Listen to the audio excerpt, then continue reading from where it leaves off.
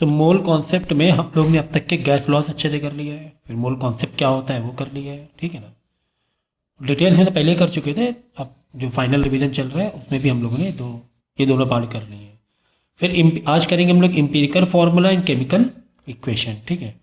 तो एक काम करते हैं, पहले हम लोग केमिकल इक्वेशन करेंगे। केमिकल इक्वेशन में बेसिकली यही आता है कि अगर दो मतलब कोई कंपाउंड बना रहे हैं, फॉर्म कर रहे हैं कोई कंपाउंड, तो उसमें किसकी क्या रेशियो से हम लोग क्या क्वांटिटी कंपोज करेंगे, रिएक्ट कराएंगे, और कितना उसका प्रोडक्ट बनेगा, रिएक्टर से कितना प्रोडक्ट बनेगा, ठीक है। एम्पिरिकल फार्मूला अभी पहले ये वाला टॉपिक कवर कर लेते हैं, बाद में एम्पिरिकल फार्मूला करेंगे हम लोग, ठीक है ना।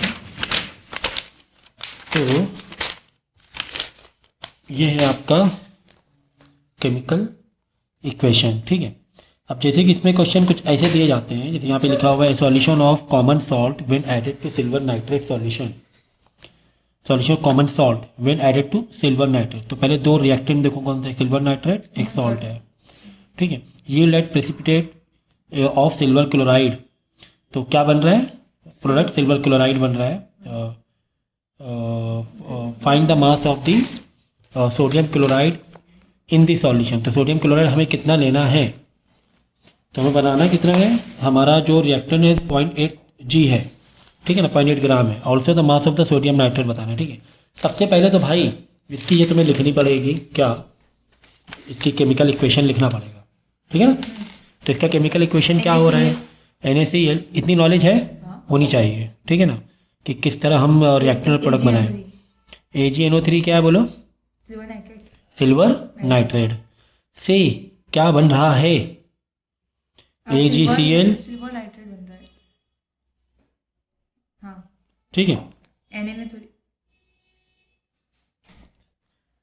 ये हो गया आपका सिल्वर क्लोराइड, सिल्वर नाइट्रेट, और इससे sodium silver chloride and sodium nitrate बनेगा, ठीक है ना।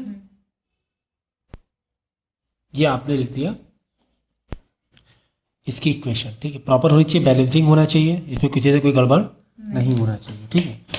तो अब हम लोग क्या करेंगे, इसके देखो जो मोल्स हैं, अगर मोल्स का रेशियो देखेंगे तो यहाँ पे जो नंबर होता है इसका मोल्स होता है, तो 1 1 1 1 आ रहा है, सही है ना, 1 1 1 1 आ रहा है, ओके। उसके बाद इसका हम लोग है ना मोलर मास निकाल लेंगे, क्या निकाल लेंगे, मोलर मास। तो इसका मोलर मास कितना है 58.5, इसका मोलर मास कितना आएगा 143.5, भाई वो निकाल लेना मोलर मास। इसका आएगा ये दोनों का मिलाकर, तो अगर सिर्फ इसका देखो, इसका 23 आएगा ना सोडियम क्लोराइड, चलो इसका 58.5, इसका जरा चेक कर लो, निकाल लो कितना है, इसका आएगा 143.5, कितना आ जाएगा 143.5, ठीक है। 85, इसका हो जाएगा 85, 23, ये 14 और ओके 16 3 था 48, ओके 85। इसका हम लोग ने चाहो तो निकाल लो, क्योंकि एक्चुअली इसका पूछ नहीं रहा था, है ना, सिल्वर नाइट्रेट का कुछ भी इन्फॉर्मेशन पूछ नहीं रहा, पूछ क्या क्या रहा हमारे में, तुम्हें गिवन में क्या क्या है देखो, तुम्हारा गिवन में है, एक तो दिया हुआ है सिल्वर क्लोराइड दिया हुआ है तुम्हें, AgCl कितना दिया हुआ है 0.8 ग्राम दिया हुआ है, और पूछ रहा find the mass of sodium chloride, ठीक है, NaCl पूछा जा रहा है, ठीक है। और क्या पूछा जा रहा है, also mass of the sodium nitrate, sodium nitrate पूछा जा रहा है, ये पूछा जा रहा है, ठीक है। तो ये नहीं पूछा जा रहा है, इसलिए हमने इसको कंसीडर नहीं किया, इसका मास मोलर मास हम लोग ने नहीं लिया, ठीक है ना। तो अब इसी के अकॉर्डिंग तुम्हें ये देखना है कि आपको तो मैंने यहाँ पे सही थोड़ा लिख लिया है, ठीक है। देखो तो तुम्हें ये हमें केमिकल इक्वेशन बना देनी है, यहाँ रिएक्टेंट्स है, प्रोडक्ट है, तो इसका पहले मोलर मास लिख लेना। जैसे सिल्वर नाइट्रेट का इसलिए नहीं लिखा क्योंकि यहाँ पर इसका कुछ भी पूछा नहीं गया था, हमें पूछा गया है sodium chloride and sodium nitrate का पूछा गया है, ठीक है ना, इसका पूछा गया है। तो पहले सबसे पहले क्या करना है, इनका मोलर मास लिख लेना। जब मोलर मास लिख लोगे, और ऊपर सबसे यहाँ पे इंपॉर्टेंट बात है कि तुम्हारा रेशियो है ना 1:1:1 है, मतलब कि जो मोल है ना, एक मोल के हिसाब से ही है सारी चीज़ें, ठीक है। अगर मोल अलग अलग होते हैं तो इसमें कुछ तुम्हें चेंजेस करना पड़ता है, वो क्या करना पड़ता है अभी हम लोग सीखेंगे दूसरे वाले क्वेश्चन में। पहले इसे देखो 1:1 दिया हुआ, कोई दिक्कत नहीं है। तो मतलब यही है कि 58.5 ग्राम NaCl हम लोग अगर लगाएं, क्योंकि 1 मोल 1 मोल पे ही है ना, ये 58.5 जो मोलर मास होता है निकालते हैं किस पर निकालते हैं? एक मोल के हिसाब से निकालते हैं। किस पर निकालते हैं? मोल के हिसाब से।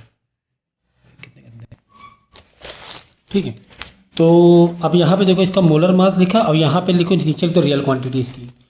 तो बाय डिफ़ॉल्ट अगर हम देखेंगे कि NaCl 58.5 ग्राम है उसका मोलर मास, तो हमें AgCl कितना चाहिए? 143.5 चाहिए, क्योंकि एक ही मोल है ना। और NaNO3 कितना चाहिए? सोडियम नाइट्रेट 85 ग्राम चाहिए। तो अगर हम, ये पूछा जा रहा है, मेन ये था, अगर हम AgCl 0.28 ग्राम लें तब तुम्हें सोडियम क्लोराइड कितना चाहिए? बदल गया ना। अगर इतना लें तो नॉर्मल बेसिक सी चीज़ है ना। ठीक है, तो इसमें ना वाला कॉन्सेप्ट, ये वाला फॉर्मूला लिखने की ज़रूरत नहीं है। ये जो मैंने आपको बताया था, मोल, उसका molecular number of molecules, molar mass, ऐसे लिखने की ज़रूरत नहीं है, क्योंकि यहाँ पे कहीं पर भी आपको ये नहीं पूछा गया है कि नंबर ऑफ मॉलिक्यूल्स बताओ या नंबर ऑफ एटम्स बताओ, ये पूछा नहीं गया है। तो सीधा इसमें क्या होता है कि आपको क्वांटिटी दी जाती है। ये वाला जो कॉन्सेप्ट होता है केमिकल इक्वेशन, कितना हमने रिएक्टेंट मिलाया और कितना प्रोडक्ट बना, तो ऐसे क्वेश्चन में सीधा सीधा रहेगा कि आपने इसको इतना लिया तो बताओ NaCl कितना बनेगा, कितनी ज़रूरत है या कितना चाहिए तुम्हें, वॉट एवर इस तरीके से इक्वेशन आएगी कि ये इतना हमने लिया तो ये कितना ले, तो ये कितना बनेगा, ऐसे करके क्वेश्चन आएगा सिंपल सा। ठीक है ना, तो इसमें पहले ना मोल्स निकाल लेना, ये मोल का रेशियो बदलेगा। अब ये मोल का रेशियो बदलेगा तो फिर थोड़ा सा तुम्हें चेंजेस करना पड़ेगा। ठीक है, क्योंकि यहाँ पे 1 है, तो इसका सीधा मतलब है कि अगर 58.5, तो ये क्या है, ये सब क्या है, ये मोलर मास है। ये क्या है? मोलर मास है इसका, मतलब 1 मोल में कितना ग्राम होता है, कितना वजन होता है, ये मोलर मास है। करेक्ट? ठीक है ना। तो अगर 58.5 NaCl है तो AgCl 143.5 ग्राम बनेगा। लेकिन अगर हम 0.28 ग्राम बनाना चाहें AgCl 0.28 ग्राम, तो NaCl इतना थोड़ा लेंगे फिर, क्योंकि कम ही आएगा, कॉमन से इतने से इतना बन रहा है 143, लेकिन हमें तो सिर्फ इतना ही बनाना है, 0.28 ग्राम ही बनाना है। तो यहाँ पे लेट कर लेंगे x, और भाई क्रॉस मल्टीप्लाई कर दो यार। ठीक है ना, क्रॉस मल्टीप्लाई कर देंगे तो हम लोग को आ जाएगा x into 143.5 is equal to 58.5 into 0.28। तो x is equal to 58.5 into 0.28 upon 143.5। और निकाल लेना कि अगर 0.28 ग्राम तुम्हें AgCl बनाना है तो NaCl कितना चाहिए। Is it clear? तो आपका आ जाएगा 0.114 आ जाएगा। ठीक है ना। अब इसी तरह ये पूछ रहा है कि NaNO3 बताओ कितना बनेगा अगर हम ये रेशियो ले रहे हैं, अगर हमें AgCl 0.28 ग्राम बनाना है। तो बस ये वाली तैयार तो है। ऐसे देखो 1 2 3, यहाँ पे चौथा एक सेलेक्ट कर लेंगे। तो अगर ये इतना बनाना है तो ये कितना तुम्हें, हाँ ये कितना बनेगा, अगर ये इतना बन रहा है क्योंकि यहाँ बन रहा है ना, प्रोडक्ट है। तो अगर AgCl इतना बन रहा है, सोडियम क्लोराइड इतना बन रहा है, तो सोडियम नाइट्रेट कितना बनेगा। तो यहाँ कर लेंगे एक्सलेट कर क्रॉस मल्टीप्लाई कर लेंगे। आप इन दोनों से कर लेंगे, जहाँ पर ज़्यादा इन्फॉर्मेशन है तुम्हारे पास वो बेस तुम मान लेना, बाद में एक्सलेट करके निकाल लेंगे। क्रॉस मल्टीप्लाई है, ये वाला बड़ा ईजी होता है केमिकल इक्वेशन क्वांटिटी वाला। पर थोड़ा पहला वाला जो पार्ट था वो थोड़ा सा उसमें, क्योंकि एटम्स में जाओ, अगर एटम्स का मॉलिक्यूल्स निकालने हैं तो वहाँ पे थोड़ा सा एक बच्चे फंसते हैं। बाकी ये तो बड़ा ही ईजी होता है। हाँ, अगर यहाँ पे मोल अलग अलग हुए, नंबर ऑफ मोल, तब अभी आपको ऐसे कोई क्वेश्चन आएगा, मैं बताता हूँ आपको। ठीक है, यहाँ पे देखो मास वॉल्यूम वाली भी कहानी है, क्योंकि मैंने क्या कहा था, अगर गैसेस फॉर्म में आ गया तब तुम वॉल्यूम से कंपैरिजन करोगे, तब उसका तुम ग्राम लेने की जरूरत नहीं है। अगर गैसेस फॉर्म में तो कैसे लेंगे, वॉल्यूम ले लेंगे, क्या ही जा रहा है आपका। ठीक है, तो हमें देखो यहाँ पे क्वेश्चन दिया, find the mass of lead form by the reduction of 342.5 gram of red lead that is Pb3O4। ठीक है ना, तो इतना ये चाहिए in a current of hydrogen, also find the volume of hydrogen use up at H2P। ठीक है, तो तुम्हें क्या क्या गिवन है रिएक्टेंट्स में,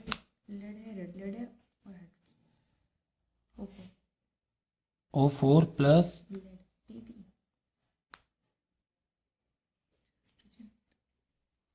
भाई ये इक्वेशन तो बनानी पड़ेगी बैलेंस करके। ठीक है ना, ये आपकी इक्वेशन बनानी पड़ेगी। तो कैसे बनेगी देख लो, यहाँ पे क्या लिखा हुआ है, find the mass of lead form by. तो यानी कि लेड तो बन रहा है, फॉर्म बाई है ना, किसके बन रहा है, और रेड लेड से बन रहा है, तो लेड का क्या होगा, Pb हो जाएगा। अब बाद में बैलेंसिंग करना पड़ेगा। ठीक है, फॉर्म बाई रेड लेड, यानी रेड लेड यहाँ लिखना पड़ेगा, रिएक्टेंट में आ गया ना, ये बना रहा है ना लेड को, हाँ red lead in a current of hydrogen, यानी हाइड्रोजन लेना पड़ेगा, and also find the volume hydrogen use अपने। तो यहाँ हाइड्रोजन लिया तो यहाँ पे ऑटोमेटिक फिर बैलेंसिंग करोगे तो हाइड्रोजन तुम्हें मतलब H2O या जो भी है यहाँ लेना ही पड़ेगा, क्योंकि बच्चा कुछ H2O ही हो, आप बैलेंसिंग करोगे तो H2O ही निकलेगा, ठीक है ना, क्योंकि यहाँ पर वो है कहाँ, यहाँ पे H2 है कहाँ, तो H2 और ये O यहाँ लेना पड़ेगा, तो बैलेंस कर देना, वो 4 चाहिए यहाँ 4 लगाओगे, ठीक है। तो इस तरीके से फिर यहाँ 4 लगाओगे तो 4 इंटू 8H हो जाएंगे, यहाँ पे 4 लगाना पड़ेगा तुम्हें, अगर तुम्हें वो याद नहीं है तो ऐसे इक्वेशन तुम्हें बैलेंसिंग इक्वेशन एक फॉर्म करना ज़रूरी है। तो किसका दिया हुआ है भाई, रेड लेड का दिया हुआ है, तो पहले देख लो यार मोल कितने कितने हैं, मोल भी तो मेरा 1 4 यहाँ पे देखो 1 4 4 3 3 4 ये मोल है। अब इनका मोलर मास लिख लो पहले तो, अब पहले तो मोलर मास लिख लो, तो इसका Pb3O4 का नहीं लेड का मोलर मास कितना आएगा, 685 ग्राम आएगा ग्राम। तो एक मोल 685 ग्राम, 1 इंटू दिस कर लेना, एक ही मोल है ना, तो ऐसे एक फाइनल इक्वेशन एक और यहाँ पे निकालनी पड़ेगी तुम्हें।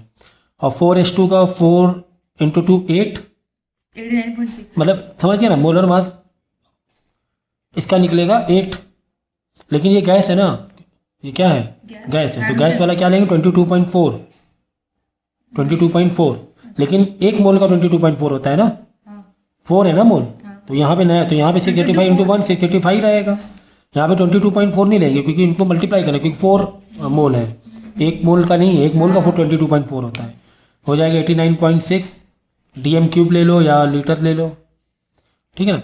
अब PB का ये कितना होगा 207 207 होता है PB का, लेकिन 2 इंटू 3 है ना, तो ये हो जाएगा तुम्हारा 621, समझ गया ना, ये मल्टीप्लाई करना पड़ रहा है क्योंकि एक मोल का 207 मोलर मास है, 3 का थोड़ी ना है, तो इंटू 3 एक बार कर देना, मतलब मोलर मास कैसे निकालते हैं PB और उनको 3 इंटू 3 करो, जैसे करते हैं हम लोग मोलर मास जैसे निकालते हैं, और ये वाला हो जाएगा 4 into 1 नहीं 4 to 2 ठीक है। तो H2O वाटर का कुछ पूछा नहीं गया है, तो H2O है निकाल सकते हैं लेकिन ज़रूरत नहीं है, तो 18 इंटू 4 निकल आएगा यहाँ पर, 18 इंटू 4 तो यहाँ लिखा है 18 और 18 इंटू 4 72, ठीक है ना।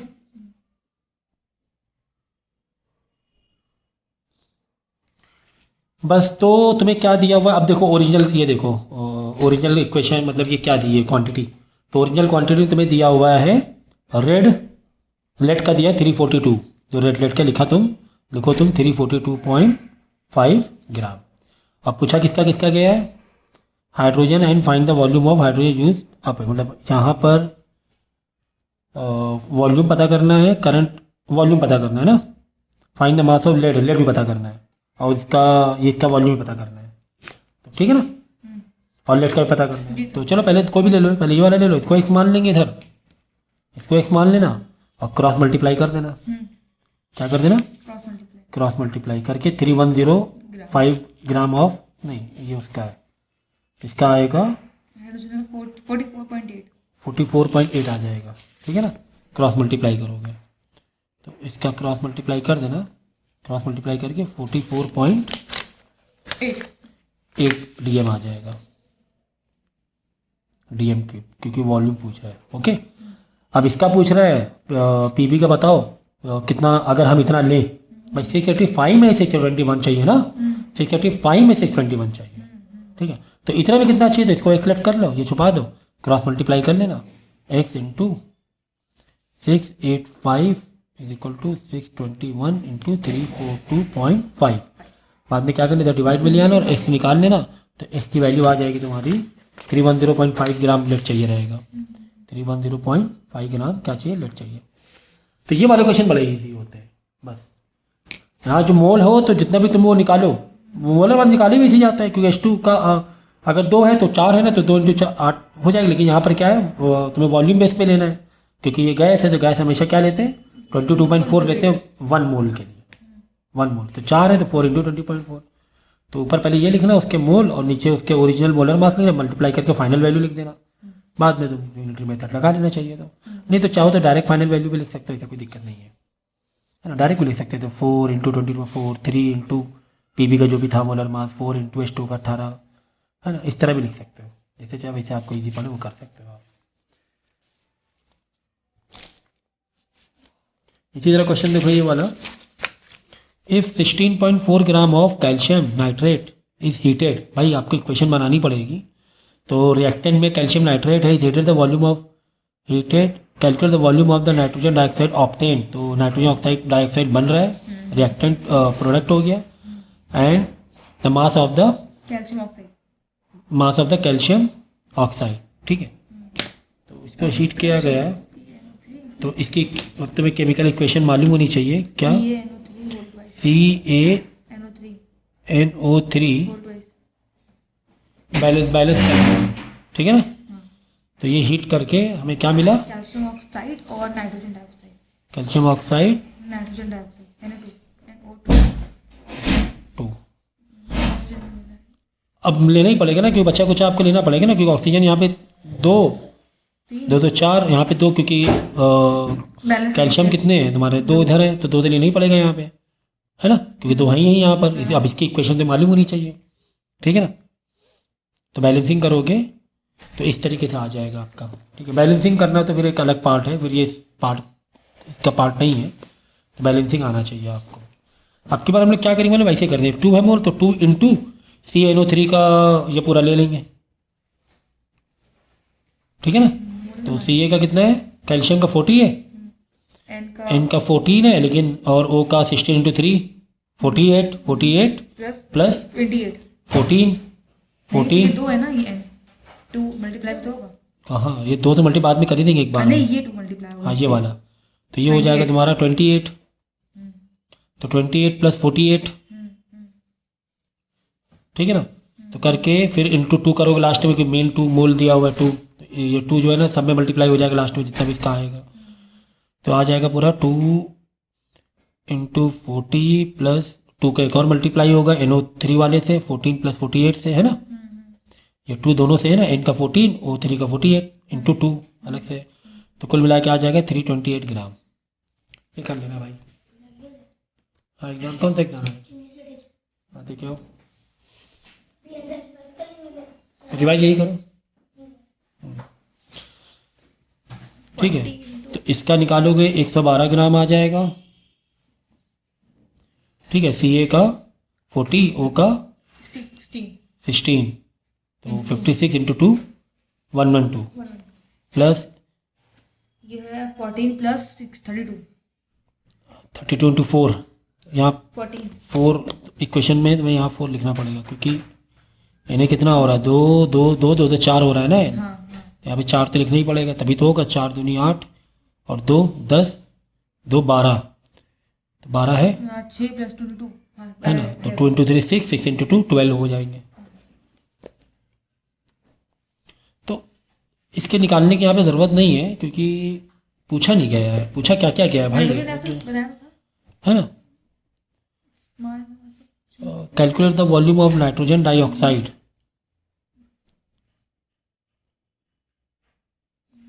ऑब्टेन्ड, नाइट्रोजन डाइऑक्साइड का पूछ रहा है, वॉल्यूम ऑफ, वो भी ठीक है ना। तो इसका तुम्हें वॉल्यूम वाइज लेना पड़ेगा नाइट्रोजन डाइऑक्साइड का, तो 22.4 इंटू यहाँ पे ले लो, क्योंकि पूछा गया तो इसका लेना पड़ेगा, क्योंकि वॉल्यूम पूछा गया तो वॉल्यूम का 22.4 1 मोल का होता है, तो 4 इंटू 22.4, तो देख लेना कितना आ रहा है, ओके। ये तुम्हें लेना पड़ेगा, तो 4 इंटू 2 करो, कर ही दो, कितना आ जाएगा 89.6 आ जाएगा, मुझे लग रहा है 18.6 DM³ आ जाएगा, ठीक है। ओ का कुछ नहीं पूछा, छोड़ दो। तो ये सारी चीज़ें आ गई हमारे पास, ओके। अब ओरिजिनल क्वांटिटी देख लो क्या है, 16.4 ग्राम ऑफ कैल्शियम नाइट्रेट है, ठीक है।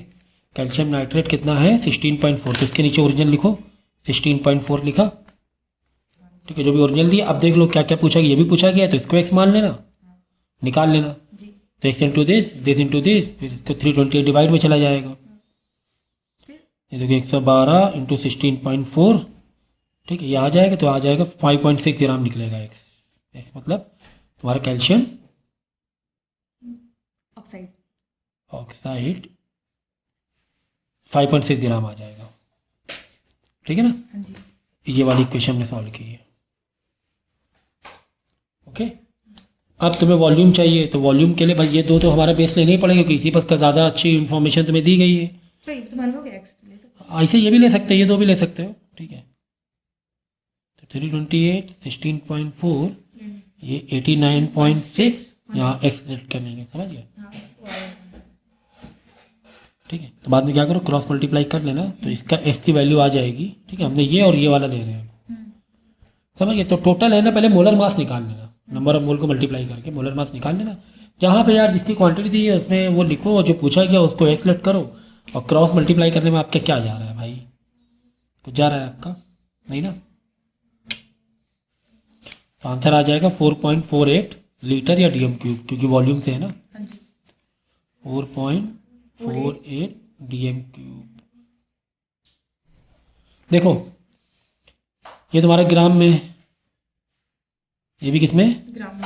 ग्राम में, ये किस में, डीएम क्यूब में। अब होगा कि जब तुम मल्टीप्लाई करोगे तो ग्राम ग्राम कट जाएगा, तो आंसर डीएम क्यूब में आ जाएगा। देखो कैसे है, एक्स इंटू 328 ग्राम, ये मल्टीप्लाई किया इज इक्वल टू, ये दोनों मल्टीप्लाई करो 16.4 इंटू 89.6 डीएम क्यूब, ये ग्राम। फिर देखो यहाँ पे ग्राम नीचे आएगा तो ग्राम ग्राम कट जाएगा, तो आंसर डीएम क्यूब में बचेगा या लीटर में बचेगा। ये मैं पहले बता चुका हूँ, डीएम क्यूब मतलब लीटर, लीटर और सेंटीमीटर मतलब कि मिलीलीटर, एंड सेंटीमीटर क्यूब मतलब मिलीलीटर। मिलीलीटर, है ना। ये पहले बात हमारी तुम्हारी हो चुकी है, ठीक है, तो ये ना भूलना। तो ये पहले वाले पार्ट से बड़ा अच्छा है, जहाँ पर हमें क्वांटिटी निकालनी होती है। हाँ थोड़ा सा जब वो वाला क्वेश्चन होते हैं जहाँ पर मॉलिक्यूल्स निकालने होते हैं, तब वो जो मैजिक हमने बताई थी लाइन, उसको पक्का करके चलना है आपको। और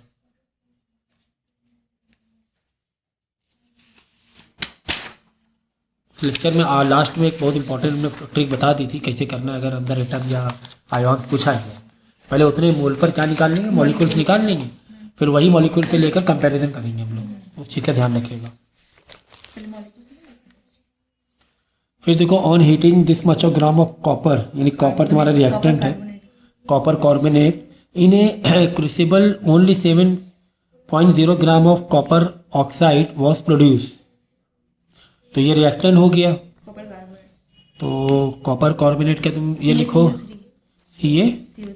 CuCO3, ठीक है। ये हमने बर्न किया, कॉपर ऑक्साइड और कॉपर डाइऑक्साइड आया, कॉपर ऑक्साइड मिलेगा, तो CuO मिलेगा, सिर्फ ऑक्साइड है ना। और भी तो मिलेगा। और क्या मिल रहा है, क्योंकि अगर इसे कंपेयर करोगे तो बच्चा कुछ तुम्हें लिखना पड़ेगा ना, बच्चा कुछ CO2 बच जाएगा, क्योंकि अगर तुम ये कर लो बैलेंसिंग, है ना। दो दी थी, तीसरा नहीं दिया है, तो तुम्हें दिमाग लगाना पड़ेगा बैलेंसिंग करके। तो सबका बैलेंस है 1 मोल है, तो डायरेक्ट इसको क्या लिखो, मोलर मास लिख लो इसके नीचे। तो CaSO3 को हो जाएगा 124 ग्राम मोलर मास। निकालना आना चाहिए, मोलर मास नहीं आता है तो पहले लेक्चर पॉज करके मोलर मास निकालना सीखो, ठीक है ना। 80 और इसका आ जाएगा 80 ग्राम, ठीक है। दोनों का मिला के। नहीं एक ही का। और क्या पूछा गया था, what was the right side, copper oxide ही पूछा गया है, तो इसकी ज़रूरत है ही नहीं। What is the percentage of purity, what was the percent purity of copper carbonate, ठीक है बता रहे हैं, पहले ये निकाल लो। तो इसकी अब ओरिजिनल क्वांटिटी इसकी दी है 124 ग्राम ऑफ कॉपर, इसकी ओरिजिनल दी है 12.4 ग्राम, ठीक है ना। तो इसका लिखा 12.4 ग्राम, इसको लेट कर लिया x, और क्रॉस मल्टीप्लाई करके आ जाएगा आंसर आपका इसका 8 ग्राम आ जाएगा। सर ये 7.08 ग्राम ऑफ कॉपर ऑक्साइड, हाँ तो कॉपर कार्बोनेट 12.4 ग्राम है। नहीं कॉपर ऑक्साइड का दिया है ना 7.0, ये 12.4 तो इसका है कॉपर कार्बोनेट का। हाँ तो इसका कितना दिया हुआ है, 7 7.8 ग्राम दिया हुआ है तुम्हें। रिड्यूस्ड हुई है, हाँ दिया है। ऑन हीटिंग देते कार्बन कैल्शियम ओनली 7 ग्राम, इतने करने में 7 ग्राम आ रहा है, अच्छा दिया ही हुआ पहले से। तो देखो ये एक इम्पॉर्टेंट कॉन्सेप्ट है, बात समझना। यहाँ पे क्या लिखा हुआ है कि अगर हम 12, देखो ये तो रेशियो ऊपर का ले लेना, इतने ग्राम पे इतना निकलता है, वो तो एक मोलर मास से हो गया, ठीक है ना। बाद में बोल रहा है कि 124, लेकिन मिल कितना आ रहा है, अगर हम 124 ग्राम CaCO3 लगा रहे हैं, रिएक्ट करवा रहे हैं, तो कितना मिल रहा है, कह रहा है 7 ग्राम मिल रहा है।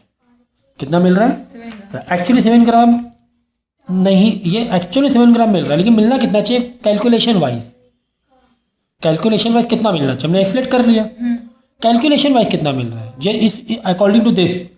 ऐसा तो नहीं है कि 7 ग्राम मिलना कुछ ज़्यादा चाहिए लेकिन मिल रहा है 7 ही ग्राम, कहीं कुछ गड़बड़ तो नहीं हो रही है। तो देख लेते हैं, वही पूछा गया है कि प्योरिटी बताओ, मतलब हो सकता मिलना ज़्यादा चाहिए था, हो सकता हो मिलना तो चाहिए था। हो सकता मिलना कम चाहिए था, वॉट एवर, कम तो सवाल नहीं है। इसका ये कम मिलना चाहिए तो सवाल नहीं है, क्योंकि कम से कम उतना मिलना चाहिए, या तो कम मिलेगा ज़्यादा तो नहीं मिलेगा। क्यों?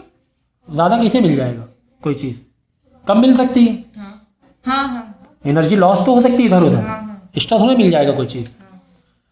तो मिल रहा सेम, पहले देख लेते मिलना कितना चाहिए था according to this chemical equation. तो जब तुम क्रॉस मल्टीप्लाई करोगे तो एस तुम्हारा आ जाएगा 8 ग्राम, एस कितना आ जाएगा 8, क्रॉस मल्टीप्लाई कर देख लेना। अब हमने क्या किया, मालूम हमने क्या किया यार, मिल तो रहा 7 ग्राम लेकिन मिलना चाहिए 8 ग्राम, यानी कुछ प्योरिटी में फ़र्क है, पूरा 100% नहीं मिल, 100% नहीं मिला। नहीं मिल रहा, तो परसेंटेज निकाल लो इसका, ये परसेंटेज ही तो पूछा है, परसेंटेज प्योरिटी बताओ।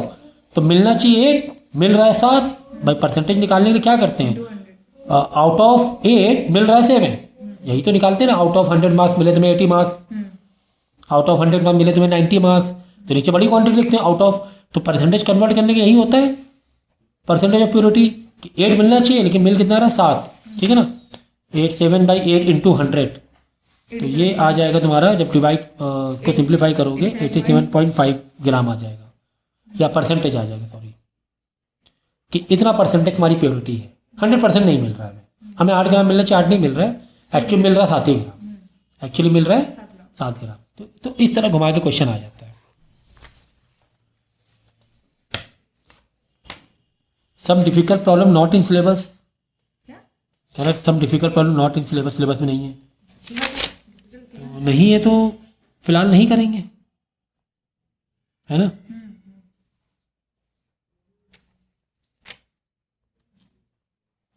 तो यहाँ पे देखो तुम्हें इक्वेशन दी गई है, इक्वेशन एक बार चेक कर लेना, कभी कभी बैलेंसिंग नहीं दिया होता है, ठीक है ना। तो चेक कर लेना पहले बैलेंस है कि नहीं है। उसके बाद reaction between 15 gram of marble और nitric acid is given, marble और नाइट्रिक एसिड तुम्हें गिवन है, मतलब कैल्शियम कार्बोनेट, कैल्शियम कार्बोनेट नहीं है, कार्बोनेट, हाँ कैल्शियम कार्बोनेट ही है। कार्बोनेट है ना। तो ये तुम्हें दिया हुआ है, एक बार चेक कर लेना बैलेंसिंग। तो बाद में क्या करना, इसका मोलर मास, इसका मोलर मास, इसका मोलर मास, इसका मोलर मास लिख लेना, जिसका जो पूछा गया देख लो, mass of the anhydrous calcium nitrate तुम्हें पता करना है, तुम्हें ये पता करना है, ठीक है ना। तो फिर वही क्रॉस मल्टीप्लाई करके निकालना है। फिर volume of carbon dioxide, carbon dioxide तो 22.4 है, 4:1 नहीं, जितना भी डायरेक्ट 22.4 ही लिखें क्योंकि यहाँ पे मोल तो मनी है ना। हाँ नहीं बता रहे थे, तो नहीं 22 बैलेंस नहीं पता कर। हाँ बैलेंसिंग एक बार चेक कर लेना, बैलेंस चेक कर लेना एक बार, ठीक है ना भाई, चेक कर लो ना। इसके कितने हैं, 2 हैं, हाँ यहाँ भी इसके 2 हैं, एन के 6 हैं, ओ के 6 हैं, 2 ओ, तो नहीं ज़्यादा, तीनों। वो ज़्यादा हो गए हैं, 6 यहाँ पर हो गए 6 तो यही हो गए, वो इधर भी तो है, 3 वो इधर भी तो है, 6 हो गए, 6 3 और 6 3 9 है, तो 6 हो गए इधर, नहीं अभी 6 2 8 1 9 हो गया ना, हो गया 9 है, देखो 2 3 6 9, 3 2 6 3 2 6 और 3 9, आई थिंक बैलेंस में दिया, बैलेंसिंग दिया हुआ है, तो एक बार चेक कर लेना, ठीक है। तो इतनी चीज़ें थी, तो ये वाला काफ़ी इजी होता है, जहाँ पर आपको पूछा जाता है कि इतना मिलाया तो कितना निकलेगा, कितना मिलेगा हमें, तो ये काफ़ी इजी होता है, ठीक है, आराम से हो जाता है। बस मोलर मास निकालना बहुत अच्छे से आना चाहिए आपको। ये वाला हो गया था ना, ये सारा हो गया, अब क्या बचा है, सर वेपर डेंसिटी होती है, इस टेबल के बाद जो करते हैं वो। सो देखो वेपर डेंसिटी का कॉन्सेप्ट यहाँ पर दिया हुआ है, बात ना करना। The relative density of A gas is, that is vapour density, the ratio between, ये क्या होता है कि रेशियो होता है, एक जो गैस तुम्हारी गिवन है, दूसरा किससे कंपेयर से, हाइड्रोजन से कंपेयर, सेम प्रेशर और टेम्परेचर पर, दोनों गैस का प्रेशर और टेम्परेचर सेम होना चाहिए, तो वही इसकी एक वेपर डेंसिटी हो जाती है। कंपैरिजन होता है हाइड्रोजन से किसी भी गैस का, जैसे हम लोग नहीं रिफ्लेक्टिव इंडेक्स कैसे करते हैं कि speed of light in air upon speed of light in medium. तो उन दोनों कंपैरिजन एक करते हैं ना हम लोग कि उसके कंपेयर में क्या है।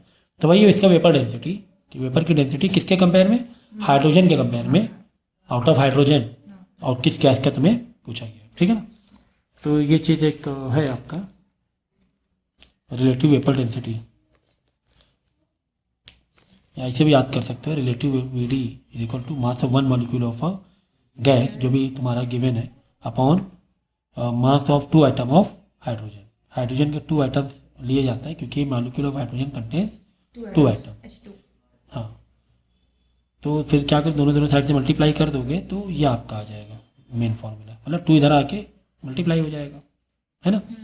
तो 2 into relative VD is equal to mass of one molecule of gas upon mass of one item of hydrogen, फिर क्योंकि 2 इधर मल्टीप्लाई आके कर दिया, कुल मिला के तो फाइनल ये फॉर्मूला आपका आ जाएगा वेपर डेंसिटी का। तो 2 इंटू दिस, तो एक इस तरीके से आप याद कर सकते हो, मास of one molecule of gas upon mass of one item of hydrogen, hydrogen से कंपेयर में 2 इंटू रिलेटिव डेंसिटी, ठीक है ना।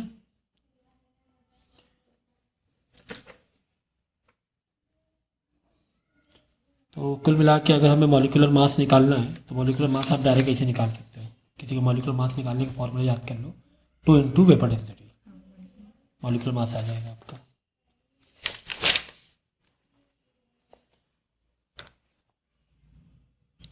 बाकी मोलर वॉल्यूम आपको बता दिया 22.4 लीटर होता है एक मोल पे। सेंटीमीटर क्यूब मतलब सेंटीमीटर में ये लेंगे, मतलब ml में इंटू 1000 कर देंगे ना, और लीटर में मतलब dm क्यूब लीटर के बराबर हो जाएगा, ठीक है। ये सारे जो भी अंडरलाइन के सब लिख लो।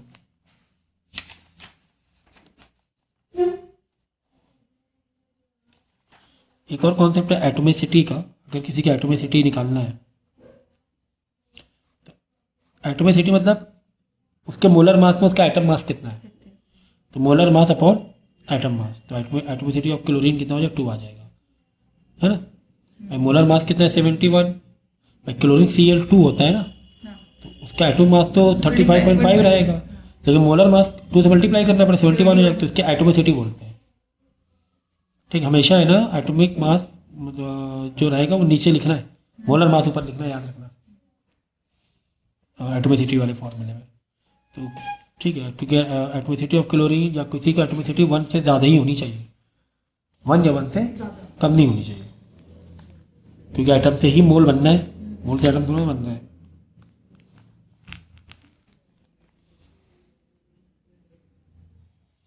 ये नंबर ऑफ मोल निकालने का, gram molecular mass of this weight of this, तो calculate the gram molecular mass, ठीक है, ग्राम मॉलिक्यूलर मास निकालना है। If 360 cm³ at STP weight 0.45 gram, तो is the mass of 22 litre STP equal to gram molecular mass, तो 360 के लिए कितना हो जाएगा वो निकाल लेना। 0.45 ग्राम के लिए पूछा गया ना, वही क्रॉस मल्टीप्लाई कर देना, क्या कर देना, क्रॉस मल्टीप्लाई, ठीक है ना।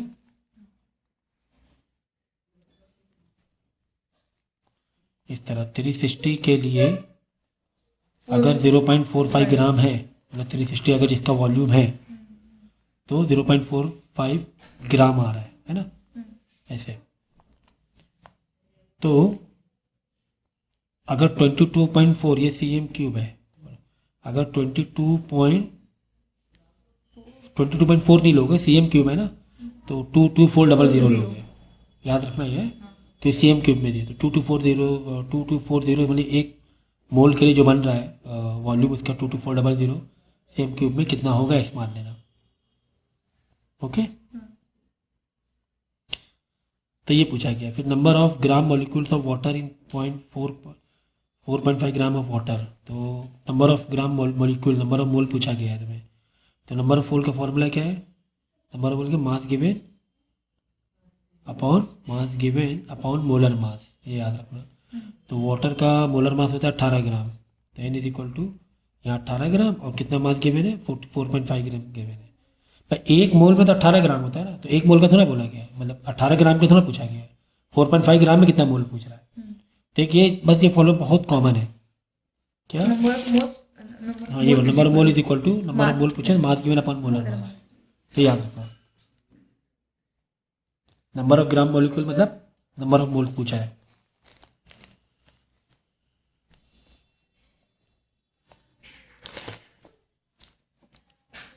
देखो ये वाला इंपॉर्टेंट क्वेश्चन है। यहाँ पे क्या दिया हुआ है, calculate the VD and molecular mass of CO2 if 200 ml of the gas STP weight 0.40 gram. Okay,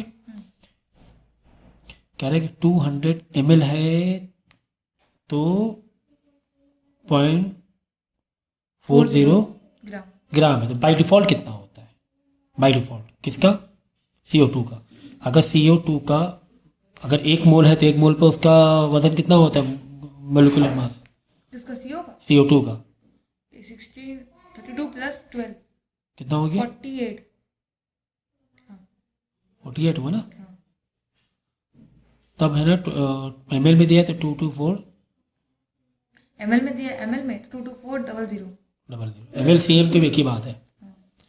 ml CM cube एक ही बात है। एक ही बात है। तो देखो पहले यहाँ पे वेपर डेंसिटी तुम्हें निकालनी है, ठीक है ना? तो वेपर डेंसिटी का फॉर्मूला तुम क्या लिखोगे, ये तुम्हें पहले फॉर्मूला हमने बताया था यार, यहाँ पे देखो, mass of volume of gas under similar condition और mass of volume of hydrogen gas under the similar condition, ठीक है ना? एक तो ये वाला बताया था। तो अब वेपर डेंसिटी का फॉर्मूला अगर हम इसी से लें, CO2 से H2 से हमें कंपेयर करना है तो क्या लिखेंगे? वेट ऑफ, क्योंकि दोनों क्वांटिटी सेम लेनी पड़ेगी, सेम वॉल्यूम लेना ज़रूरी है। तो weight of 1000 ml of CO2 at STP upon weight of 1000 ml of H2 at STP।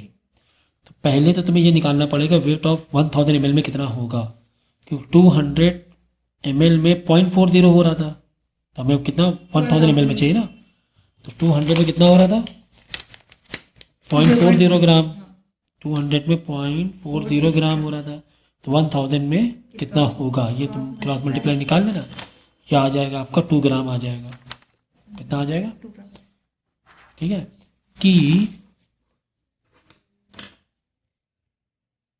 CO2 1000 ml ही क्यों ले रहे हैं, क्योंकि तुम्हें जो फॉर्मेशन दी है वो 1000 ml के हिसाब से दी है, क्योंकि हम जो मास का जो कंपैरिजन करेंगे, नीचे हाइड्रोजन का चाहिए तो ऊपर तुम्हें कार्बन डाइऑक्साइड का चाहिए, ठीक है ना? तो तुम्हें हाइड्रोजन का 1 लीटर हिसाब से दिया हुआ है, लेकिन कार्बन डाइऑक्साइड 200 ml के दिया है, तो इसको 1 लीटर में कन्वर्ट कर लो कि 200 में इतना होता है तो 1 लीटर में कितना होगा, तो वो निकाल लेना। पहले इसका भी 1 लीटर का मास निकाल लेना, फिर दोनों को हाइड्रोजन का मास को नीचे रखना वेट का, और CO2 के वेट को ऊपर रखना, क्रॉस मल्टीप्लाई कर निकाल लेना CO2 के लिए तो सर 1000 क्यों मतलब कि 200 ग्राम में 200 ml में 0.40 ग्राम बन रहा है, तो 1000 ml में कितना ग्राम होगा CO2? 1000 में ही क्यों जा रहे हैं सेम, क्योंकि तुम्हें 1 लीटर मतलब 1000 ही H2 का दिया है ना, अच्छा तो नीचे तुम्हें H2 का वेट लिखना है ना, अच्छा समझ गया। 1000 का। हाँ समझ गया।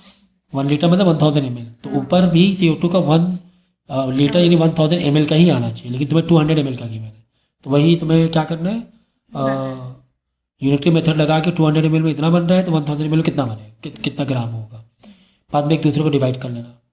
तो वेपर डेंसिटी को इस तरह कर सकते हैं, निकाल सकते हैं। फिर अगर हमें मॉलिक्यूलर मास से कंपेयर करना है तो ये आपको मॉलिक्यूलर मास हमने बता दिया था कि 2 इंटू वेपर डेंसिटी, अगर हमें मॉलिक्यूलर मास निकालना है, मॉलिक्यूलर मास भी निकालना है ना, तो मॉलिक्यूलर मास निकालना है तो ये 2 इंटू VD, तो 2 इंटू 22.22 तो 44.44 ग्राम आ गया CO2 का, ठीक है ना? तो पहले मॉलिक्यूलर मास के लिए पहले VD निकालना पड़ेगा, तो VD के लिए फॉर्मूला समझ लो भाई, तुम्हारे पास एक्चुअली VD से रिलेटेड 2 फॉर्मूले, एक तो ये 2 इंटू VD मॉलिक्यूलर मास, और एक और है जो मेन फॉर्मूला रॉ मास से स्टार्ट होता है वेपर डेंसिटी, जिससे हाइड्रोजन के वेट से जिस गैस का वेट है उसको कंपेयर करते हैं, ठीक है ना? तो उस गैस का वेट, अब हाइड्रोजन का वेट तुम्हें 1000 ml के हिसाब से दिया हुआ था, तो CO2 का भी 1000 ml का वेट मालूम होना चाहिए, 200 ml का गिवन था, तो 1000 ml यूनिटरी मेथड लगा के हमने निकाल लिया CO2 का 1000 ml में कितना होता है, एक दूसरे का रेशियो मार लिया, वेपर डेंसिटी आ गया, मॉलिक्यूलर मास का फॉर्मूला मार दिया। तो ये 2 फॉर्मूले मेन चलेंगे तुम्हारे वेपर डेंसिटी के लिए, ठीक है?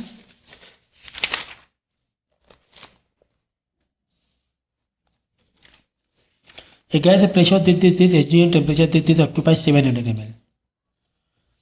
ठीक है ना, गैस को अगर ये प्रेशर दें, ये टेम्परेचर से 700 ml हमारी निकल रहा है वॉल्यूम।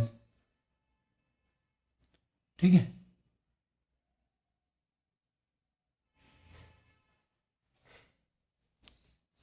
इफ एट एसटीपी, अगर एसटीपी की बात करें, standard temperature and pressure, mass of gas is 1.5 gram, find the vapour density and molecular mass of the gas. और 1 लीटर का कंपैरिजन दिया हुआ है तुम्हें।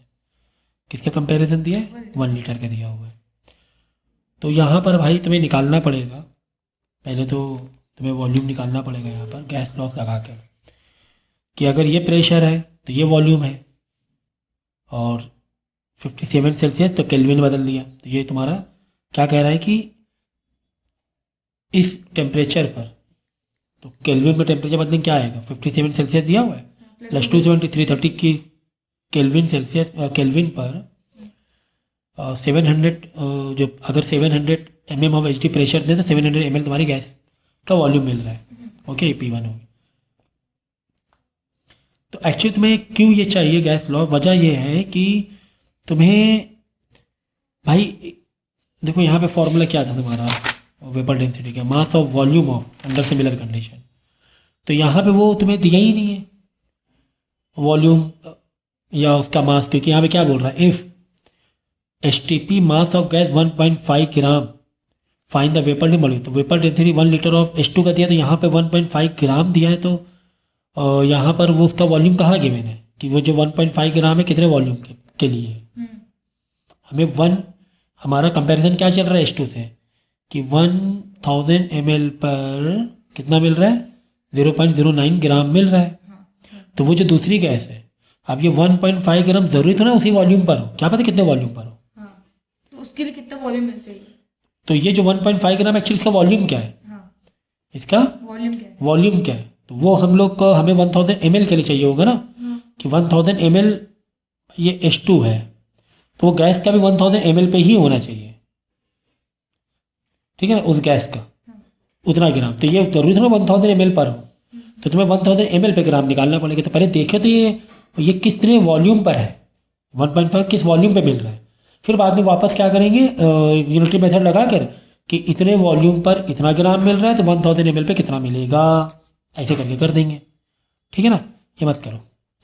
तो बस ये ध्यान रखो, हमें 1000 ml से कंपेयर करना है। तो ये हमें H2 1000 ml का वजन दिया हुआ है, H2 का वजन 1000 ml पे दिया हुआ है।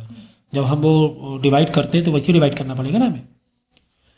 तो वही सवाल है कि ये 1000 ml का है ग्राम, तो ये जो 1.5 ग्राम है जो गैस है वो हमें नहीं मालूम कितने ml पर है, तो कुल मिला के ये निकालना पड़ेगा वॉल्यूम। जैसे यहाँ पे देखो वॉल्यूम दिया था ना कि 200 ml पे 0.40 ग्राम मिल रहा है, तो बताओ तो फिर हमें 1000 ml पे कितना ग्राम होगा, वहाँ तक हम गए थे, तो हमें दोनों ग्राम मालूम पड़ गया था, फिर दोनों को डिवाइड कर लिया था कि दोनों का जो ये होना चाहिए वजन वो 1000 ml पे ही होना चाहिए।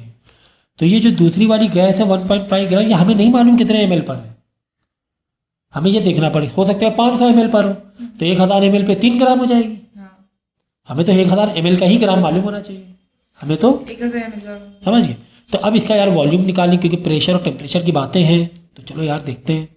तो हमने क्या किया, हमें एसटीपी पे निकाली, ये एसटीपी नहीं है ना 700 ml, हमें पहले तो इसका कंपैरिजन ऐसे करिए, P1 दिया इतना, V1 इतना दिया हुआ टेम्परेचर 330 के, तो P2 हमें एसटीपी पे निकालना है। P2 हमें एसटीपी में क्या लेंगे, 760 mm लेंगे, टेम्परेचर 273 केल्विन लेते हैं एसटीपी का, याद रखो।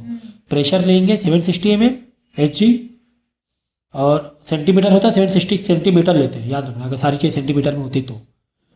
और टेम्परेचर लेंगे 273 केल्विन, तो वॉल्यूम हमें निकालना है एसटीपी में कि एसटीपी में मास इतना है, तो देखिए कि एसटीपी पे इसका वॉल्यूम कितना आ रहा है। 762 सेंटीमीटर होता है, मिलीमीटर लिया। ठीक है, तो फिर हमने वही लगा दिया फॉर्मूला गैस इक्वेशन का, P1 V1 T1 जो पहली कंडीशन दी थी, फिर P2 V2 T2 ये दूसरी कंडीशन पर है। दूसरी कंडीशन वॉल्यूम कितना मिला, 533 ml मिला।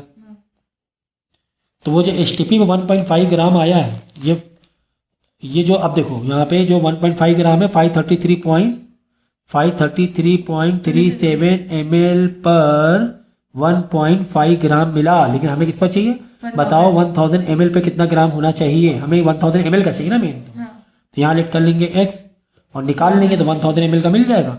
फिर यही वाले फॉर्मूले से दोनों एक दूसरे के ऊपर नीचे रख देना, वेट ऑफ 1000 ml ऑफ जो भी गैस है, जो वेट आया है यहाँ पर, हाँ समझिए। तो 1.5 ग्राम भी नहीं है वेट, हाँ ये 533.37 का 1.5 ग्राम है, हमें 1000 ml पे वाली गैस का चाहिए। तो और हाइड्रोजन के नीचे 1000 ml दिया ही हुआ 0.09, तो नीचे लिख देंगे 0.09, ऊपर जो भी आ रहा है देखना, क्रॉस मल्टीप्लाई करके यूनिटी मेथड लगा के फिर आ जाएगा तुम्हारा क्या, वेपर डेंसिटी। डेंसिटी आ जाएगा। फिर मॉलिक्यूलर मास निकल 2 × VD कर देना, जो भी आ जाए, समझिए। ऐसे करना है, जो स्टेप बता वैसे करो, छोड़ दो तुम, जो स्टेप बता ऐसे करना, ठीक है ना। ठीक है। तो पहले तुम्हें वॉल्यूम निकालना पड़ेगा कि ये 1.5 ग्राम आया है 1.5 कितने वॉल्यूम पर आया है, क्योंकि मेन फार्मूला मांग रहा है 1000 ml के लिए। तो यह आया एक्चुअली 533.37 ml आया है 1.5 ग्राम, इतने वॉल्यूम बन रहा है। हमें 1000 ml पे कितना वजन होगा वो करना है, ठीक है। तो वो वाली गैस का, जो भी गैस है पर्टिकुलर, बस बाद में एक दूसरे को डिवाइड कर देना। हाइड्रोजन का दिया हुआ है 1000 ml का, 1000 ml तुमने इसका निकाल लिया। तो बस इतना ही आता है वेपर डेंसिटी से रिलेटेड, ठीक है। अब नेक्स्ट, तो अब तक के हम लोग ने कितनी सारी चीज़ें कर ली हैं। एक तो ये वाला क्या था, नंबर ऑफ मॉलिक्यूल्स वाला, ये थोड़ा सा ट्रिकी था, ठीक है, कि एक मोल में इतना आपको मॉलिक्यूल्स लेना है। फिर ये मोलर मास, फिर आपको जिस हिसाब से पूछा गया वो आपको टेबल भरनी है, एक्सलेट करना है, क्रॉस मल्टीप्लाई करना है, ठीक है। तो ये वाला बहुत अच्छे से हम लोग ने किया था, जिसमें से आपको ये बताया था कि अगर अलग सेपरेट पूछे तो क्या करना होता है हम लोगों को, पहले उसके मोलर मास पे हमें ये निकाल लेना है, मॉलिक्यूल्स निकाल लेना है, फिर वही मॉलिक्यूल से कंपैरिजन करना है कि एक आइटम में इतने मॉलिक्यूल, तो बताओ 3 आइटम में कितना मॉलिक्यूल्स होंगे, या इस तरीके से था। तो ये वाला कर लेना अच्छे से। फिर हमने एक बहुत ही सबसे पहले जो बिल्कुल स्टार्टिंग किया था तो ये किया था, मोल टू वॉल्यूम वाला, वॉल्यूम से वॉल्यूम कंपैरिजन करके किसका जितना वॉल्यूम एक्चुअल दिया हुआ है, ठीक है, एक रेशियो टू एक्चुअल से कंपेयर किया था, है ना। एक जो बाई डिफॉल्ट रेशियो दिया हुआ था और उसका कंपैरिजन कैसे कर रहे हैं, एक्चुअल से कर रहे थे, और फिर बाद में एक्सलेट करके क्रॉस मल्टीप्लाई करे दे रहे हैं ना। ये सबसे स्टार्टिंग में था ये वाला, जैसे ये वाला कि ये वन मोल है ना, मतलब 1 वॉल्यूम, ये 1 वॉल्यूम, ये 2 वॉल्यूम।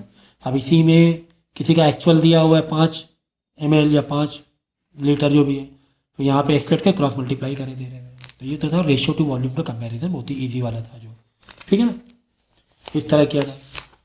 फिर नंबर ऑफ मॉलिक्यूल्स निकालने के लिए वो थोड़ा सा ये था ट्रिकी था, लेकिन हम लोग ने अच्छे से कर लिया था। उसके बाद हम लोग ने वेपर डेंसिटी बेस पर कर लिया था। तो वेपर डेंसिटी का जो फॉर्मूला था बहुत इंपॉर्टेंट फॉर्मूला था कि वेपर डेंसिटी निकालने का तरीका क्या है, wait of 1000 ml gas upon weight of 1000 ml H2। तो 1000 ml H2 का तो वेट दिया होगा, लेकिन 1000 ml जो पर्टिकुलर गैस है वो नहीं दिया होगा, वो कुछ और वेट दिया होगा। तो तुम्हें क्या करना पड़ेगा, वापस इसको है ना मोलर मास से उसके वेट से क्या करना होगा, कंपैरिजन करना पड़ेगा कि वो जो वेट है वो कितने ml का है। अगर वो समझे 100 ml का है तो, लेकिन हमें तो 1000 ml का चाहिए, हमें तो कितना चाहिए, 1000 ml का चाहिए। तो वो हम लोग कंपैरिजन करके निकालना पड़ता था हम लोगों को एक्चुअल में। जैसे कि ये वाला देखा था हम लोग ने, भाई ये वाला हम लोग ने कैसे निकाला था, जैसे ये था कि कैलकुलेट और वीडियो में पता करना था। फिर 200 ml गैस का वेट 0.40 ग्राम था और हाइड्रोजन का 1000 ml का दिया था, तो नीचे तो 1000 ml का लिख देंगे 0.40, लेकिन ऊपर जो वेट दिया हुआ है जो CO2 का वो 1000 ml का नहीं है। तो वो कितने का है, तो वो कैसे निकालेंगे हम लोग, क्योंकि ये तो तुम्हारा 200 ml के हिसाब से है। तो हम लोग इसको कंपेरिजन करते हैं 200 ml पे 0.40, तो 1000 ml पे कितना एक्सलेट करके क्रॉस मल्टीप्लाई 1000 ml का निकाल लेते थे। यहाँ पे यूनिटी मेथड बोल दूँगा, बाद में दोनों एक दूसरे को ऊपर रख के निकाल लेना चाहिए हम लोगों को। इस तरीके से ये वाले कॉन्सेप्ट को हम लोग करते हैं वेपर डेंसिटी के, कि ऊपर जो वेट ऑफ 1000 ml गैस है वो 1000 ml का ही वजन होना चाहिए। किसी और वॉल्यूम का वजन है तो उसको यूनिटी मेथड लगा दो कि जैसे 200 ml दिया था, 200 ml में इतना, तो 1000 ml में कितना, वैसे, ठीक है। इसका मॉलिक्यूलर मास निकालना है तो वीडियम में निकाल लिया, तो 2 मल्टीप्लाई कर दोगे तो मॉलिक्यूलर मास आ जाएगा। फिर एक नंबर ऑफ मोल का बेसिक फार्मूला हमें मालूम ही होना चाहिए कि नंबर ऑफ मोल किसी का निकालना है हमें, कि क्योंकि एक मोलर जो मास होता है बाय डिफॉल्ट वो 1 मोल का होता है, वो 1 मोल का होता है। मास गिवन है, जैसे ऑक्सीजन का 16 O2 है 32 ग्राम में 1 मोल हुआ, लेकिन अगर 64 ग्राम दिए तो नंबर ऑफ मोल 2 हो गए ना। तो mass given 64 divide by molar mass of O2 32, तो देखो 2 नंबर ऑफ मोल होगा ना, बदल गया नंबर ऑफ मोल। तो नंबर ऑफ मोल का बेसिक फार्मूला, इसे याद रखना हमेशा। फिर जो आखिरी टॉपिक है हमारा एम्पिरिकल फार्मूला, ये से हम लोग कंटिन्यू करेंगे। तो एम्पिरिकल फार्मूला बेसिकली होता है कि हम लोगों को फार्मूला बनाना पड़ता है। क्या बनाना पड़ता है? फार्मूले बनाने पड़ते हैं। आपको परसेंटेज दिया होगा कि ये परसेंटेज हमने ये चीज़ें मिक्स की, तो बताओ ये क्या इसका केमिकल इक्वेशन बनेगी, केमिकल फार्मूला क्या बनेगा। तो find the empirical formula of the compound with the following percentage composition. हमने जिंक लिया इतना और क्लोरीन ली इतनी, तो दोनों का देख लो, ऐड करके 100 हो रहा है। हाँ सर 100 हो रहा है। कभी कभी ऐसे भी देता है कि कभी कभी जैसे आपको इस तरीके से तुम्हें घुमा देगा कि बोलेगा कि जैसे कि तुम्हें बोलेगा कि H2 है ना 60% है और तुम्हें H2O बनाना है, तो डेफिनेटली वो कितना हो जाएगा? 40% हो जाएगा बचा कुचा, क्योंकि हमें टोटल 100 लेना है ना। तो इस तरीके से ध्यान में रखना कि अगर जिसे वो नहीं दिया तो आप परेशान हो जाओ, और H2 बना सर वो तो दिया ही नहीं, तो बाई डिफ़ॉल्ट वो 40% हो ही जाएगा। ओके, तो इस चीज़ का ध्यान रखिएगा। फिलहाल यहाँ दोनों 100 आ रहा है, मतलब कि ये दोनों मिलके सही है। ठीक है, जिंक क्लोरीन हमें बनाना है, जिंक क्लोराइड बनाना है हमें। ठीक है, तो देखिए क्या बनेगा, हमें नहीं पता क्या बन रहा है। तो हमने करना क्या होता है, बस एक थोड़ा सा ये याद रखना है, एक टेबल बनानी है, उसकी हेडिंग याद रखनी है। पहले क्या लेंगे? एलिमेंट जो दिया हुआ है, फिर परसेंटेज, ये परसेंटेज ले लो, ये तो याद ही रहेगा ना दोनों, क्योंकि ये दोनों गिवन है, एलिमेंट गिवन है, परसेंटेज गिवन है। अच्छा, ये तो याद हो गया सर। इसके बाद क्या लिखे? इसके बाद इनका एटॉमिक मास लिखो। ठीक है, एटॉमिक मास लिख दिया, इनका एटॉमिक मास। ठीक है, एटॉमिक मास लिख दिया इनका। फिर बाद में इन्हीं का दिस डिवाइड बाई दिस कर दो, और दिस डिवाइड बाई दिस, मतलब एटॉमिक रेशियो निकाल लो। एटॉमिक मास एक याद रख लिया कि एटॉमिक मास लिखना है तीसरे में। चौथे में इन्हीं दोनों का डिवीजन, रेशियो मतलब this divide by this, this divide by this. ठीक है ना, इन्हीं का रेशियो। तो ये डिवाइड तीसरे वाले कॉलम में, मतलब चौथे वाले कॉलम में, तो 47.8 तो बस याद रखना, पहले जो गिवन है वो लिखना, ताकि ऐसा ना एटॉमिक मास पहले लिख दो बाद में तो उल्टा हो जाएगा। जो गिवन है वो लिख दिया, दोनों में लिख दिया, हाँ लिख दिया सर। फिर एक याद रखना है एटॉमिक मास हमें लिखना है, तो एटॉमिक मास के बाद हाँ सर इन दोनों को डिवाइड करना है, और एटॉमिक रेशियो आ जाएगा। जो एटॉमिक रेशियो आए उसको थोड़ा सिंपल रेशियो में कन्वर्ट करना है, क्योंकि हमें डेसिमल अच्छा नहीं लग रहा है। तो किसी एक को बेस मान लीजिए, मैंने इसको बेस मान लिया तो इसको बेस, किसी एक को बेस मान लिया तो इसी को इससे डिवाइड कर लो एक बार, फिर दूसरे वाले को भी इसी से डिवाइड कर लो। किसको बेस मान लिया अपने? इसको, या इसको बेस मान सकते हो, जिसको चाहे उसको बेस मान लो। तुमने 0.73 बेस मान लिया, तो ये बेस मतलब नीचे वाला डिनोमिनेटर मान लिया। फिर इसका इसी से कर लिया, 1 आ गया। फिर दूसरा वाला 1.46 था, तो 1.4 से डिवाइड बाई 0.7, क्योंकि बेस हमने क्या लिया? ये वाला लिया है बेस। तो इन दोनों को भी इन्हीं से डिवाइड करना 0.73 से, तो 1 2 आ गई। ठीक है ना, तो ये सिंपल रेशियो कर लोगे ज़्यादा अच्छा लगेगा। सिंपल रेशियो कर लोगे तो 5 चीज़ें हैं, ज़्यादा अच्छा लगेगा।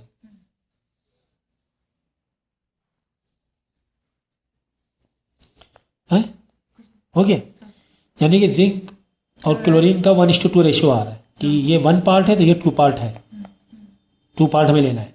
ठीक है ना, तो अब इसका एम्पिरिकल फार्मूला कंपाउंड क्या बन जाएगा? क्योंकि क्लोरीन 2 ले लेना हमें, तो जिंक क्लोराइड बन जाएगा।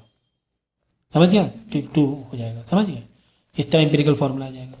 अब नया दूसरा वाला देखो, Mg कितना दिया हुआ है 9.76, S कितना दिया हुआ है 13.01, O इतना दिया हुआ है, H2O इतना, चारों को मिला लो, क्योंकि चारों 100 है, श्योर कर लेना, तो चारों 100 होंगे। ठीक है ना, तो बाद में पहले क्या करें, जो गिवन है वो लिख लिया भाई, Mg गिवन लिख लिया सर। फिर एक इनका एटॉमिक मास लिखना है, एटॉमिक मास लिख लिया, फिर इन दोनों को डिवाइड मार देना है, मार दिया। तो ये थोड़ा डेसिमल में आ रहा है, मज़ा नहीं आ रहा है, डेसिमल मज़ा नहीं आ रहा है। तो जो पहला वाला है, पहले वाले को बेस मान लो, पहले वाले को डिवाइड सब में रख दो, तो क्या दिस डिवाइड बाई दिस यही वाला हो जाएगा। दूसरा वाला आंसर ये है, दिस डिवाइड बाई दिस, इत्तेफाक से दोनों सेम है। फिर वापस देखो ना, न्यूमरेटर डिनोमिनेटर सब यही है ना, छोटा वाला लेते हैं 0.406, हाँ सबसे छोटा वाला लेना, सबसे छोटा वाला लोगे, बड़ा भी लोगे तो बाद में 2 मल्टीप्लाई करके आ सकता है, तुम छोटा ले लो। ठीक है ना, डायरेक्ट आ जाएगा होल नंबर, समझ गया ना। तो डिवाइड में वही ले लेना, एक किसी एक मतलब सबसे छोटा वाला मान लेना, चलो बस छोटे वाले को डिवाइड में रख दो सब में, फिर जो आंसर आ रहा है तो उसको न्यूमरेटर रख के डिवाइड करते हो, सिंपलेस्ट रेशियो आ जाएगा, 1147 आ जाएगा। तो यही आ जाएगा। देखो आप कैसे लिखोगे, इसमें Mg 1 है, Sb 1 है, O 4 है और H2O 7 है। तो अब कैसे लोगे, क्योंकि O अलग है, H2O भी अलग अलग है, डबल हो रहा है ना। तो यहाँ पे कैसे लोगे मालूम है, O 4 है ना, तो इसको बनाओ कैसे, O का 4 अलग लिखा और 7H2O का अलग लिखा, वो इस पानी तरह से, ठीक है ना। हाँ 7 हो गया H2O। तो वही बात है सर, ये कैसे लिखे हम लोग कि नीचे ऊपर बाहर, क्योंकि यहाँ पे देखो नीचे लगाया गया है, हाँ तो देखो वो सिंगल था 4 तो नीचे लिख दिया, हाँ कोई दिक्कत नहीं हो रही। अब H2O में से 7 अगर तुम यहाँ नीचे लिखोगे तो सिर्फ O का 7 हो जाएगा ना, हमें तो H2O दोनों का 7 चाहिए, तो एच के बगल पूरा H2O 7 चाहिए, फुल ग्रुप 7 चाहिए, तो यहाँ 7 लिखना पड़ेगा, इस चीज़ का ध्यान रखना, ठीक है। तो नेक्स्ट देखो, सर ये इंपीरिकल फॉर्मूले का एक्सटेंशन थोड़ा आ जाता है, कुछ और भी इसमें बेसिक पूछा जाता है। अब यहाँ पे देखो क्या लिखा हुआ है, क्योंकि इंपीरिकल फार्मूला अभी हमने किया है, एक होता है मॉलिक्यूलर फार्मूला, क्या होता है, मॉलिक्यूलर फॉर्मूला तो मॉलिक्यूलर फार्मूला, इंपीरिकल फार्मूला तो टेबल वाइज ही करना पड़ेगा, कैसे करना पड़ेगा, टेबल वाइज टेबल वाइज। तो टेबल वाइज टेबल का वो बना देंगे, तो पहले जो गिवन है जैसे एलिमेंट परसेंटेज परसेंटेज गिवन है, एटॉमिक नंबर फिर एटॉमिक मास लिख देंगे यहाँ पे, एटॉमिक रेशियो फिर इन दोनों का डिवाइड परसेंटेज और इसका मतलब ये न्यूमरेटर में ये डिनोमिनेटर में इसी सीक्वेंस है, ये आ जाएगा तुम्हारा क्या, एटॉमिक रेशियो एटॉमिक रेशियो आ जाएगा। सिंपलेस्ट फिर इसी को सिंपल सबसे छोटा डिनोमिनेटर रखना है, जो भी एटॉमिक रेशियो आंसर आ रहा है न्यूमरेटर में डिवाइड कर करके कर देना, सिंपल रेशियो, ठीक है ना। तो ये याद रखना, ये टेबल वाइज हो जाएगा एम्पिरिकल फार्मूला। फिर अगर मॉलिक्यूलर फार्मूला निकालना है तो क्या ये होता है, फार्मूला होता है मॉलिक्यूलर फॉर्मूला फार्मूला निकालने के लिए तो आपको क्या करना पड़ेगा, देखो तुम्हें ये है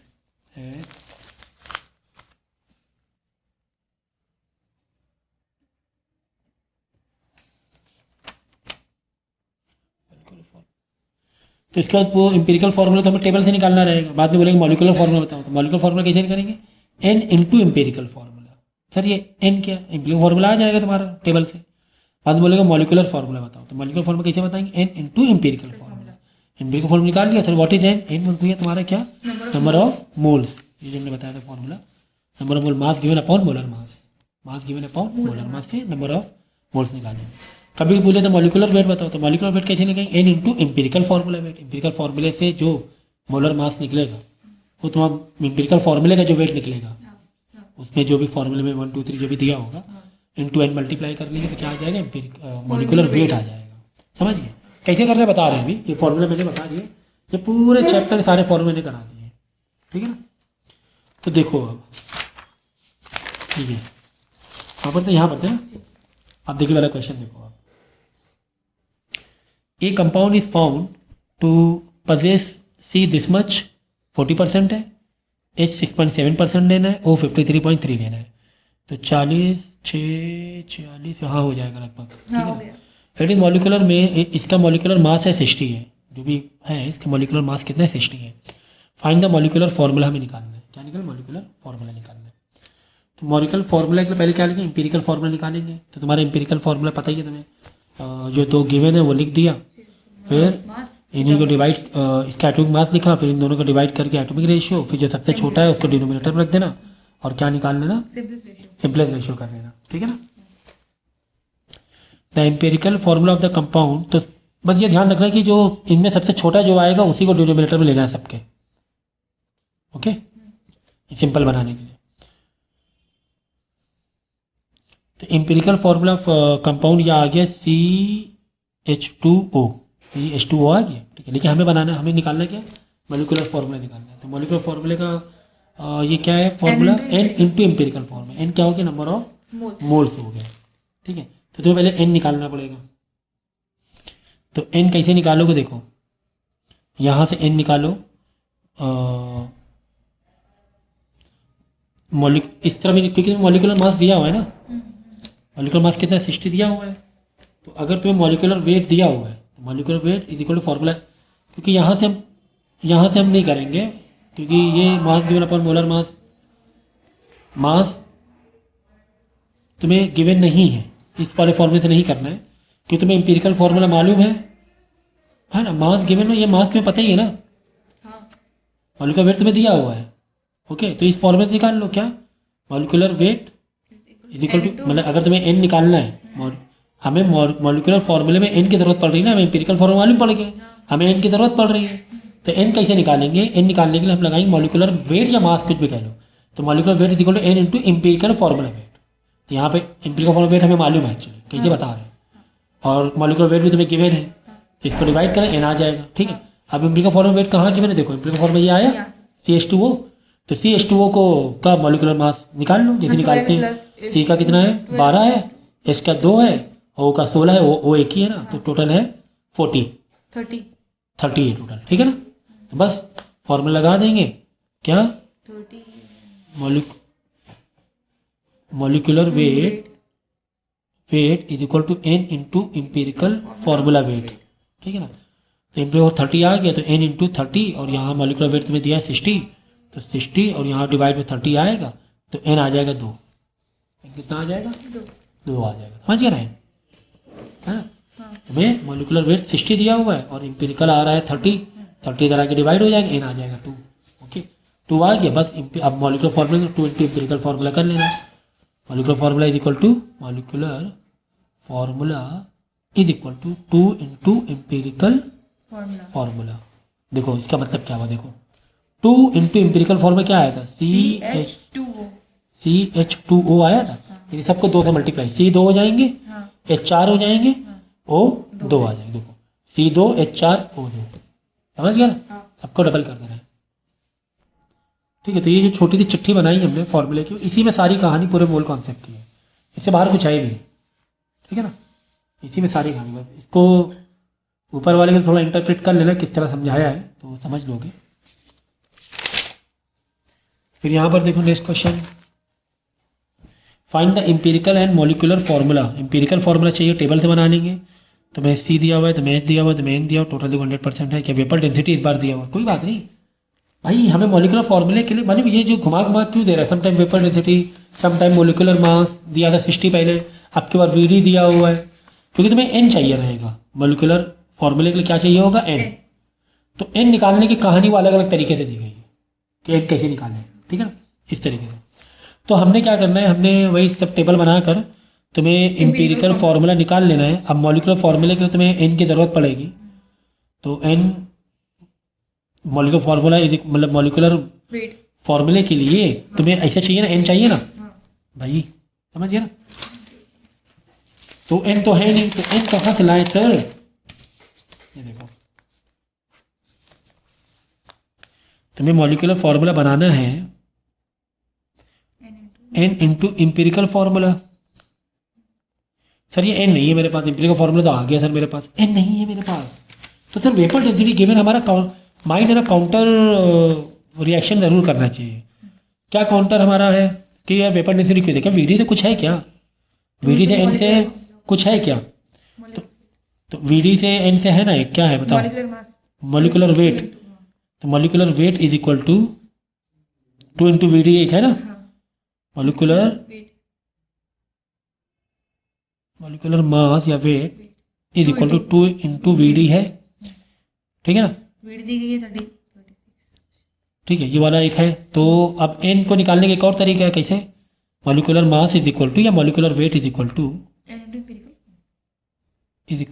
N into empirical weight, empirical फार्मूले का वेट है ना, या एम्पिरिकल फार्मूले का मास, कुछ भी कह लो। यहाँ से भी तो N निकल सकता है, तो यहाँ से N चाहिए हमें, हम निकाल तो लेंगे, एम्पिरिकल हमें मास भी मालूम पड़ जाएगा, एम्पिरिकल वेट भी मालूम पड़ जाएगा, तो मॉलिक्यूलर मास तो मालूम हो तभी तो N निकलेगा। तो एम्पिरिकल वाला है वेट, सबका ये तोड़ोगे मॉलिक्यूलर मास निकल आएगा, एम्पिरिकल वाले का तो वेट निकल आएगा, मॉलिक्यूलर मास तो मालूम। तो मॉलिक्यूलर मास के लिए सर ये था कि ये VD की गिवन है, तो VD का तो एक फार्मूला था, मॉलिक्यूलर मास 2 इंटू VD, तो 2 इंटू VD कर लो, मॉलिक्यूलर ये आ जाएगा 39.5, कितना आ गया 79 आ गया, है ना 79 आ गया, 79 के नाम ये मॉलिक्यूलर मास या वेट कह लो मॉलिक्यूलर में से। अब ये वाला फॉर्मूला डालेंगे, तो ये 79 ठीक है।